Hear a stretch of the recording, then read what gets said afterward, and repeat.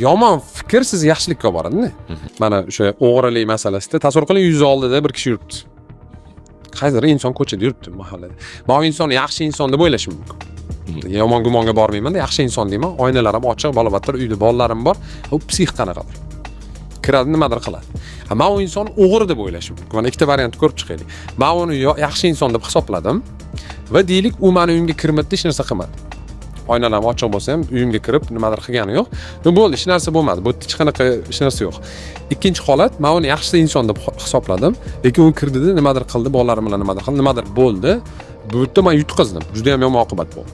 Endi boshqa mindsetni ko'raman. Men uni o'g'ri deb o'yladim. Qaram, cho'ta g'alati inson. Ki o'g'ridir balki. Oynani yopib qo'yar deb yopib, har ehtimol qarshi xavfini olib qo'ydim-da. Lekin u o'g'ri bo'lib chiqmadi. Hech narsa qilmaydi bu yerda. Lekin mabodo men haq bo'lsam va o'g'ri bo'lsa, men yutaman. Hayotni qutqardingiz. Da, o'shanga yomon gumon yaxshi narsa. Men bitta narsani o'zim uchun tushunib oldim. Yomonlikni o'ylamagan inson yaxshilikni ko'ra olmaydi. Bu narsani iloji yo'q. Yomonlikni o'ylamagan narsa yaxshilikni ko'radi. Misol uchun, cho'ta semirib ketyapman. O'zimga ozgina qarashim kerak. Yomon fikr sizni yaxshilikka olib boradi-da. Tushunasizmi? Mana cho'ta pulim kam yoki tam oilam och o'tiribdi.